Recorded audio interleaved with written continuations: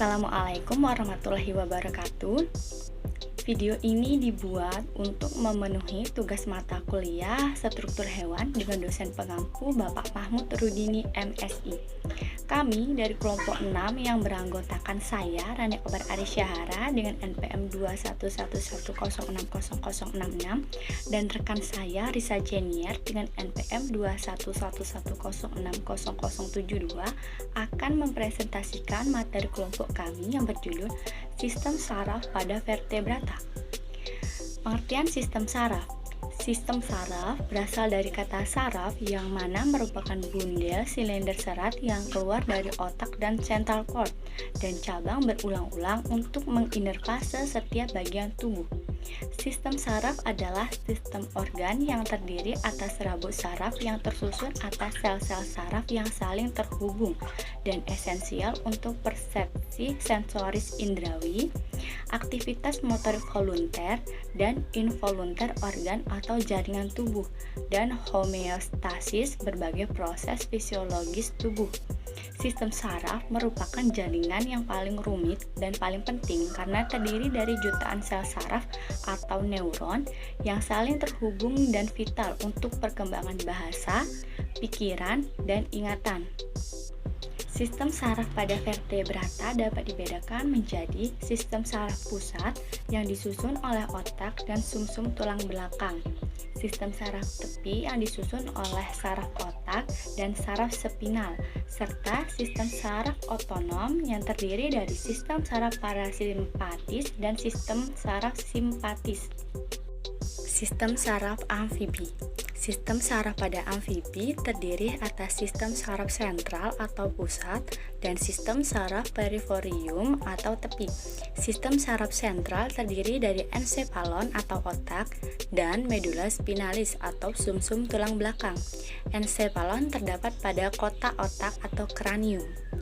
Pada amfibi, otak dan sumsum tulang belakang dilindungi oleh tengkorak dan ruas-ruas tulang belakang juga dibungkus oleh dua lapisan selaput, yaitu durameter yang berbatasan dengan tulang dan pipiameter yang berbatasan dengan jaringan saraf. Pada amfibi, otak terbagi atas 5 bagian dan cerebellum merupakan bagian yang terkecil. Ada 10 saraf kranial.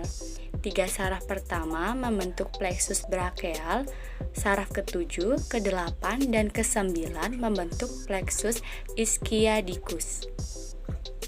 Sistem saraf aphes. Sistem saraf terjadi berhubungan dengan alat indera yang digunakan pada aphes, di mana alat indera pada aphes memiliki ciri khas, yaitu indera pendengaran, indera peraba, indera penglihatan, dan indera penglihatan. Bagian-bagian sistem saraf pada aphes terdiri 2 sistem, yaitu yang pertama sistem saraf pusat, yaitu otak, terdiri dari otak besar, otak kecil, otak tengah, dan sumsum lanjutan.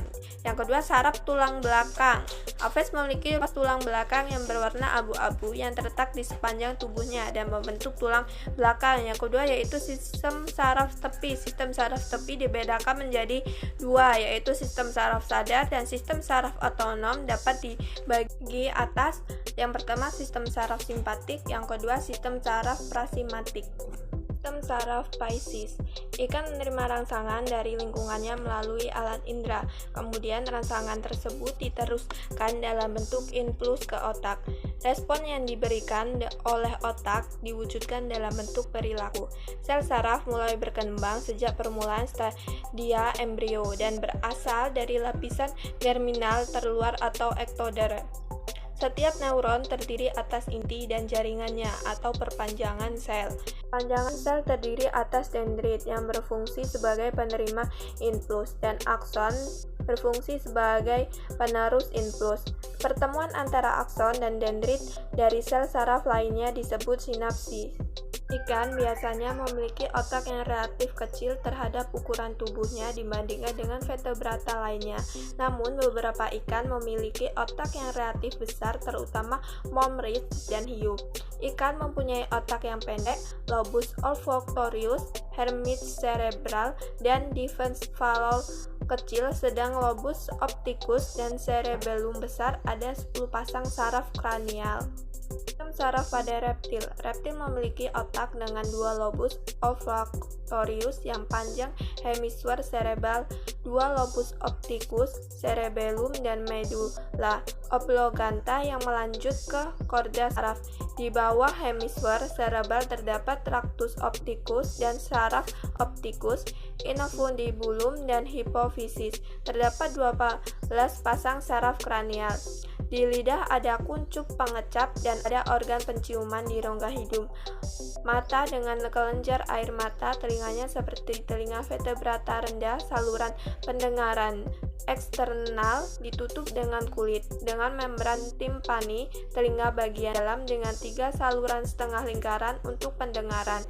Dari ruang timpani ada saluran eustachius dan mulut difaring di belakang hidung bagian dalam. Sistem saraf pada mamalia. Sistem saraf pada mamalia secara umum memiliki tingkat perkembangan yang lebih tinggi dari kelas lain. Cerebrum berukuran lebih besar jika dibandingkan keseluruhan bagian otak. Mamalia memiliki 12 pasang saraf kranial dan 31 saraf spinal. Pada mamalia, cerebrumnya besar jika dibandingkan dengan keseluruhan otak. Cerebrum juga besar dan berlobus lateral 2 buah. Lobus opticus ada 4 buah. Setiap bagian lateralnya dibagi oleh alur transversal menjadi lobus anterior dan posterior. Mempunyai telinga luar, gelombang suara disalurkan melalui meatus auditory eksternal ke membran timpani. Telinga tengah mengandung 3 buah oksikel auditory. Koklea agak berkelok, mata tidak mengandung pekten atau seperti yang terdapat pada burung. Fungsi sistem saraf. Secara umum, sistem saraf mempunyai 3 fungsi yang saling tumpang tindih, yaitu yang pertama, input adalah penghantaran atau konduksi sinyal dari reseptor sensoris, misalnya sel-sel pendeteksi cahaya di mata ke pusat integrasi. Yang kedua, yaitu integrasi adalah proses penerjemahan informasi yang berasal dari stimulasi reseptor sensoris oleh lingkungan, kemudian dihubungkan dengan respon tubuh yang sesuai. Sebagian besar integrasi dilakukan dalam sistem saraf pusat, yaitu otak dan sumsum tulang belakang atau pada vertebrata. Yang ketiga yaitu output motoris, adalah penghantaran sinyal dari pusat integrasi yaitu SSB ke sel-sel efektor, sel-sel otot atau kelenjar yang mengaktualisasikan respon tubuh terhadap stimulasi tersebut. Sinyal tersebut dihantarkan oleh saraf atau nerve berkas mirip tali yang berasal dari penjuluran neuron yang terbungkus dengan ketat dalam jaringan ikat. Kesimpulannya, sistem saraf merupakan sistem yang menerima, mengolah, dan menyampaikan rangsangan dari seluruh organ. Itulah presentasi dari kelompok kami. Kurang dan lebihnya kami mohon maaf. Wassalamualaikum warahmatullahi wabarakatuh.